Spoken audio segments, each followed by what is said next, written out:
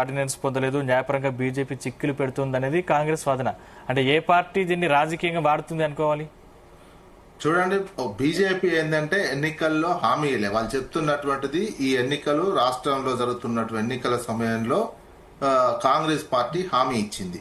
ఆ హామీ ఇచ్చినటువంటి దాన్ని బీజేపీ నెరవేర్చాలంటే జాతీయ స్థాయిలో మొత్తం నిర్ణయం 9th షెడ్యూల్లో చేర్చాలంటే ఒక రాష్ట్రాన్ని చేర్చుకోవడం అనేది కాదు. వాళ్ళు ఇంకొక అభ్యంతరం ముస్లిం వాళ్ళు ఇంకా విధానపరమైన నిర్ణయం అయితే బీజేపీ తీసుకోలేదు. ఓబీసీలకు రిజర్వేషన్ పెంచడము, 50% రిజర్వేషన్ ని ఎత్తేయటం అనేది ఆ పార్టీ విధానపరమైనటువంటి నిర్ణయం తీసుకున్నాక అప్పుడు రాజ్యాంగ సవరణ అనే అంశం వస్తుంది. అందుకని ఆ నిర్ణయం తీసుకోలేదు వాళ్ళు.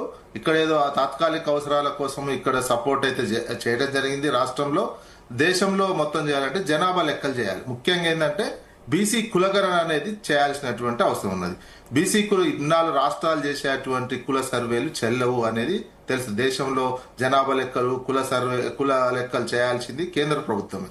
బీహార్లో కూడా వాళ్ళ జాయింట్ గవర్నమెంట్ ఉన్నటువంటి నేపథ్యంలో చేసిన అక్కడ కుల సర్వే చెల్లుబాటు కాలేదు. అందుకని మేము జనాభా లెక్కలు చేసేటప్పుడు బీసీ కులగణన చేస్తాము అని చెప్పారు తప్ప ఆ తర్వాత చేసిన తర్వాత ఈ రిజర్వేషన్ విషయం ఏంది అనేది ఆ పార్టీ నేషనల్ లెవెల్ ఒక పాలసీ ప్రకారం ఒక విధానపరమైనటువంటి నిర్ణయం తీసుకోలేదు. అందుకని మేము ఆ పార్టీ విధానపరమైన నిర్ణయం తీసుకోలేదు కాబట్టి ఇక్కడ రాష్ట్రంలో కాంగ్రెస్ పార్టీ హామీ ఇచ్చింది. అది కూడా తెలిసి ఇది కేంద్రంలో ఉన్నటువంటి అధికారం. ఎందుకంటే గత ప్రభుత్వాలు కూడా వివిధ రాష్ట్రాల్లో ప్రయత్నాలు చేశాయి. ఇక్కడ కూడా గత ఉన్నటువంటి బీఆర్ఎస్ ప్రభుత్వం ఒక జీవో తీసుకొచ్చి 50% ఏవో అమలు చేయబోతే కోర్టు వద్దని ఆదేశించడంతో మళ్ళీ వెనక్కి వచ్చి పాత రిజర్వేషన్స్ బిలో 50 రిజర్వేషన్ ప్రకారం స్థానిక సంస్థల ఎన్నికలు జరపడం జరిగింది. ఒకవేళ బీజేపీని ఏమంటున్నారంటే ఈ మధ్య కాలంలో అమిత్ షా జార్ఖండ్ లో హామీ ఇచ్చారు 50% ఎబో మేము చేస్తాము అనేది. ఇప్పుడు ఉన్నటువంటి పబ్లిక్ ఇష్యూలో ఆ అంశాన్ని పట్టుకోనైనా ప్రతిపక్షంగా ఉన్నటువంటి రాహుల్ గాంధీకి ఇదే పెద్ద సమస్య. బీసీ ఎజెండా ఎత్తుకున్నామని చెప్తున్నటువంటి నేపథ్యంలో ఇంతకంటే ఇష్యూ మరొకటి ఉండదు. రాహుల్ గాంధీకి ప్రతిపక్ష 100 మంది ఎంపీలు, ఒక ఇండియా కూటమి, ఇవన్నీ ఉన్నటువంటి ఈ నేపథ్యంలో రాజ్యాంగ సవరణ చేయమని లేదా 9th షెడ్యూల్లో పెట్టాలని పార్లమెంటును స్తంభింపజేయడం గాని, రాహుల్ గాంధీ ఇన్వాల్వ్ అయ్యి ఒక ప్రైవేట్ బిల్లు పెట్టడం గాని, లేదా జనాభా లెక్కలు అయ్యేదాకా ఉన్నారు. అంతవరకు రాష్ట్రాలు చేసినటువంటి కుల సర్వేను ప్రామాణికంగా తీసుకోండి, దానికి రాజ్యాంగ సవరణకు మేము కూడా అంగీకరిస్తాము అని నిలదీసి వాళ్ళు ఒప్పుకోకపోతే ఇవన్నీ చేస్తే అప్పుడు అనాల్సినటువంటి అవసరం ఉంటుంది. బీజేపీ మీరు పోరాటమే చేయట్లేరు. ఇక్కడ ఉత్తుగా ఈడ రాష్ట్రంలో జీవో ఇస్తే ఉంది, రాష్ట్రంలో ఆర్డినెన్స్ ఇస్తే ఉంది, రాష్ట్రంలో అన్ని పార్టీలు ఏకగ్రీవంగానే ఆమోదించినాయి. అసెంబ్లీలో పోయి గవర్నర్ ని కూడా కలిసినటువంటి సిచ్యువేషన్ ఉంది. ఇవన్నీ తెలుసు కాదని ఇవన్నీ చేయడము హైవాష్ అనేది కంటి తుడుపు చర్య లాంటిదే అనేది 60 సంవత్సరాలు పరిపాలించినటువంటి కాంగ్రెస్ నాయకులకు తెలియంది కాదు. తెలిసే చేస్తున్నారంటే మా వల్ల కాదు, మేము హామీ ఇచ్చినామని చెప్తే మేము చేయలేమని చెప్తే ప్రజల్లో పలసనైతే మోసం చేసిన వారు నిజంగా అధికారికంగా చెప్తే క్షమాపణ చెప్తే మేము మోసం చేసినటువంటి వాళ్ళ అవుతాం, అసలు ఓట్లు పడవని మరింత జీరో అవుతాం అనే దాంతో ఈ రకమైనటువంటి కాలయాపన కార్యక్రమం అంటే అమలుకు సాధ్యం కాదని తెలిసి కూడా అఖిలపక్షం మద్దతు ఇచ్చిందంటారా? మరి ఇక్కడ రాజకీయంగా ఏమొస్తారు? రాజకీయంగా అసెంబ్లీలో బిల్లు పెట్టారు. అన్ని రాజకీయ వాళ్ళు చెప్తూనే ఉన్నారు. అసెంబ్లీలో కూడా బీఆర్ఎస్ లాంటి వాళ్ళు, బీజేపీ కొంతమంది నాయకులు ఇది ఇక్కడ నాలుక గీసుకోవడం కూడా పనికిరాదు, ఈ బిల్లు ఇక్కడ తుత్తగా చేస్తున్నారు, చేయాల్సింది కేంద్రము. అందుకని ఇక్కడ ఎవరిని సపోర్ట్ చేసినా ఏది సపోర్ట్ చేసినా అసెంబ్లీలో మాట్లాడారు.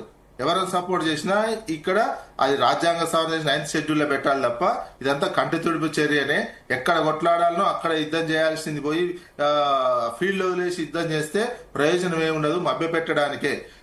విచిత్రం ఏంటంటే బీసీకి సంబంధించినటువంటి నాయకులు కొంతమంది చెప్తూనే ఉన్నారు ఇది పద్ధతి కాదు, ఇది ప్రోటోకాల్ కాదు, రిజర్వేషన్ కావాలి అంటే నమ్మకుండా బీసీ నాయకులంతా ఆర్ కృష్ణయ్య లాంటి వాళ్ళు కూడా మొత్తం బీజేపీ ఎంపీ మళ్ళీ అయ్యి అభినందించడం, ఇది ఒక జీవో ఇస్తే సరిపోద్దని కొంతమంది అన్నారు. అయిపోయిందండి, ఇక ఏం లేదు, జీవో ఇస్తే ఈజీ అయిపోయింది, చిత్తశుద్ధి లేదన్నారు. ఇవన్నీ అని చివరికి ఏడుకొచ్చారు. అవతల వైపు చెప్తూనే ఉన్నారు ఇది పద్ధతి కాదు, ఇది ప్రోటోకాల్ కాదు, ఇట్లా రాదు రిజర్వేషన్, ఇది మోసపూరితమని బీసీకి సంబంధించిన నాయకులే చెప్తున్నారు. వా- ఇంత అటువంటి న్యాయ కోవిధులు చెప్తేనే నమ్మకుండా ఏం లేని రేవంత్ రెడ్డి చెప్తేనే మొత్తం నమ్మిర్రు. నమ్మి ఇప్పుడు మోసపోయినందుకే ఆందోళనలు వస్తున్నారు. నట్టేట ముంచినట్టు నమ్మక ద్రోహానికి ఒక ఎగ్జాంపుల్ లాగా అయినందుకే ఈ ఫైట్ నడుస్తుంది ఇప్పుడు ఇదంతా. రైట్. మనోజ్ గారు, ఇప్పుడు గతంలో బీఆర్ఎస్ 2019లో 22.78% మాత్రమే రిజర్వేషన్లు ఇచ్చింది స్థానిక సంస్థలు పంచాయతీ ఎన్నికల్లో. అవును, మేము 21.39% రిజర్వేషన్లు ఇచ్చినాం. ఎంత తగ్గింది? 1.39% తగ్గింది. ఒకటి తప్పు, మీరు చెప్పేవి లెక్కలని తప్పు, ప్రజల్ని తప్పుదోవ పట్టించి ఎన్నికల్లో లబ్ధి పొందాలని చూస్తున్నారు. చర్చకి ఎక్కడికి రమ్మంటే అక్కడికి వస్తాం మేము. అయితే 1.39% మాత్రమే తగ్గింది. అది కూడా ఎందుకు తగ్గింది? 214 గ్రామ పంచాయతీలు మున్సిపాలిటీలో విలీనమైపోయినాయి. కొన్ని మేజర్ గ్రామ పంచాయతీలు బీసీల జనాభా ఎక్కువ ఉన్న పంచాయతీలు ఈ విధంగా మున్సిపాలిటీలుగా మారడంతో ఆ 1.39% రిజర్వేషన్లు అనేది తగ్గినాయి. ఇక దీన్ని రాజకీయ లబ్ధి కోసం రకరకాలుగా వాడుకుంటున్నారు. కాబట్టి విజయ్ కుమార్ గారు అన్నట్టు సీనియర్ జర్నలిస్టు, వారికి తెలుసు, వారికి అన్ని ఉద్యమ నేపథ్యం ఉంది, అంతా ఉంది. నేను ఏమంటున్నానంటే గుర్తుపెట్టుకోండి, దేశం మొత్తం తమిళనాడులో 69% రిజర్వేషన్లు కాంగ్రెస్ ఇచ్చినప్పుడు ఎప్పుడు ఇచ్చినాం? 94లో ఇస్తే ఎక్కడన్నా దేశం మొత్తం అయిందా? ఇలా చిత్తశుద్ధి ఉండాలంటున్నా. చిత్తశుద్ధి లేకనే కులగణన జనగణన ఎందుకు చేయాలి? అవసరం ఏముంది? తమిళనాడులో జనగణన చేసి ఇచ్చారా? 69% కాంగ్రెస్ ఇచ్చిందా? చెప్పండి. అట్లా లేదు. ఆ రాష్ట్రంలో ఉన్నట్టు అన్ని పార్టీలు ఏకమైనవి. కానీ ఇక్కడ ఈ రాష్ట్రంలో అన్ని పార్టీలు ఏకం కావట్లేదు. అందులో కేంద్రంలో అధికారంలో బీజేపీకి అసలు ఇష్టం లేదు. బీజేపీ కాస్త అటో ఇటు, బీఆర్ఎస్ అటో ఇటు తటస్థంగా ఏమైందో చూద్దాం అన్నట్టున్నా కానీ బీజేపీ సిద్ధాంతం ఏంది? రిజర్వేషన్లు ఇవ్వటం వాళ్ళకి ఇష్టం ఉండదు. మొన్న కనుక 400 స్థానాలు వచ్చినట్లయితే అసలు భారత రాజ్యాంగంలోని రిజర్వేషన్లు ఎస్సీ రిజర్వేషన్లు కూడా ఎత్తేసేవాళ్ళు. వాళ్ళ సిద్ధాంతం అది, వాళ్ళు అంగీకరించరు దాన్ని. కానీ ఎప్పుడైతే రాహుల్ గాంధీ సంవిధాన్ బచావో, భారత రాజ్యాంగాన్ని కాపాడదామని చెప్పి పుస్తకం పట్టుకొని తిరుగుతుండో, కులగణన చేయాలి కాశ్మీర్ నుంచి కన్యాకుమారి నుంచి కాశ్మీర్ వరకు నడిచిండో, అప్పుడు కులగణన చేయమన్నోళ్ళు ఇలా జనగణనతో పాటు కులగణన చేస్తామని దిగొచ్చారా లేదా? తప్పకుండా రేపు బీసీలకు భవిష్యత్తు కాంగ్రెస్ పార్టీ, రాహుల్ గాంధీ నినాదాన్ని అమలు కాదని తెలిసి అలవి కాని హామీలు మీరిచ్చి కేంద్రాన్ని కరెక్ట్ కాదనేది ఇక్కడ వాదన.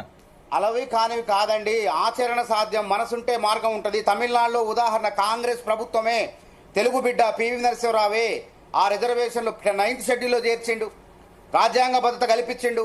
బీజేపీకి ఎందుకు కల్పించారు? అసలు బీసీలకు రుణం తీర్చుకోరా? ఎందుకు నోటికాడ ముద్దలు ఆక్కోవాలా? ఇంతమందికి రిజర్వేషన్లు ఇచ్చిన వాళ్ళము బీసీలకు చట్టసభల్లో, స్థానిక సంస్థల్లో, అదేవిధంగా విద్యా ఉద్యోగాల్లో రిజర్వేషన్లు ఇస్తారంటే ఎందుకు నా నోటికాడ ముద్దలు ఆక్కుంటారు? ఇది న్యాయమా? ఒక ఆత్మ పరిశీలన చేసుకోవాలా. వాళ్ళు గుండె మీద చేసుకుని బీజేపీ వాళ్ళు మాట్లాడారు. నరేంద్ర మోదీని సీఎం రేవంత్ రెడ్డి గారు దాదాపు 52 సార్లు కలిసారని చెప్తున్నారు. ఒకసారైనా వీటి విషయంలో చర్చించలేదని చెప్తున్నారు కదా. అరే అసెంబ్లీ నరేంద్ర మోడీని కలవాల్సిన అవసరం ఏముందండి? చట్టసభ, దేవాలయం, అసెంబ్లీలో బిల్లు మీద సంతకం పెట్టి వాళ్ళ సభ్యులు మాట్లాడిన తర్వాత ఆమోదించి గవర్నర్ దగ్గర పంపిన తర్వాత ఇంకా నరేంద్ర మోడీని కలవాల్సిన అవసరం ఏముంది? ఇది తెలవదా? బహిరంగంగా జరిగిందే కదా, ప్రజల సమక్షంలో జరిగినట్టు కదా అసెంబ్లీలో జరిగితే.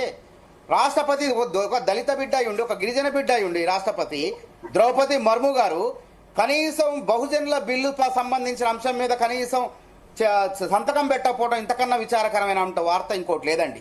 చాలా బాధాకరం. ఒక ఆదివాసీ బిడ్డ అయ్యుండి బహుజనులకు న్యాయం చేయాలని బిల్లుపై సంతకం పెట్టకపోవడం ఎవడో చెప్పినట్టు వింటాం అనేది. అంటే చాలా సందర్భాల్లో నరేంద్ర మోదీని సీఎం రేవంత్ రెడ్డి గారు కలిశారు. అంటే బీసీ అంశం సంబంధించి, రిజర్వేషన్ సంబంధించి అంశం లేవనెత్తారా? ఒక్కటి గుర్తుపెట్టుకోండి, నరేంద్ర మోడీ గారు చేస్తారా చేయరా? తప్పకుండా రాహుల్ గాంధీ గారు మాకున్నటువంటి లోక్సభలో బలం, పార్లమెంట్లో, రాజ్యసభలో ఉన్న బలం, అందరం కలిసి సిడబ్ల్యూసీ అంటే మా పార్టీలో అత్యున్నత నిర్ణాయక వ్యవస్థ అది. ఆ వ్యవస్థలో అందరికీ చెప్పారు ఇది దేశవ్యాప్తం చేయాలన్నారు. త్వరలో చూడండి, మీరు అనుకున్నారు కదా విజయ్ కుమార్ గారు అన్నట్టు పార్లమెంటు వేదిక కూడా రేపు దేశవ్యాప్తంగా కాబోతుంది. తెలంగాణలో పుట్టిన బీసీ 42% లొల్లి ఒక ఉద్యమం, ఇది దేశవ్యాప్తంగా కాబోతుంది.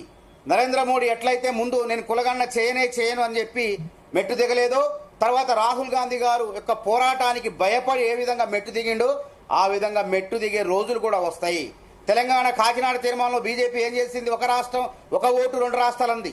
99లో ఏం చేశారు? చంద్రబాబు నాయుడు గారితో పొత్తు పెట్టుకొని ఆ అంశాన్ని మర్చిపోయారు. తర్వాత కాంగ్రెస్ పార్టీ ఇచ్చిందా లేదా? కాంగ్రెస్ పార్టీ తెలంగాణ ఇస్తే తప్పలేదు వాళ్ళకి మత్తు ఇవ్వక.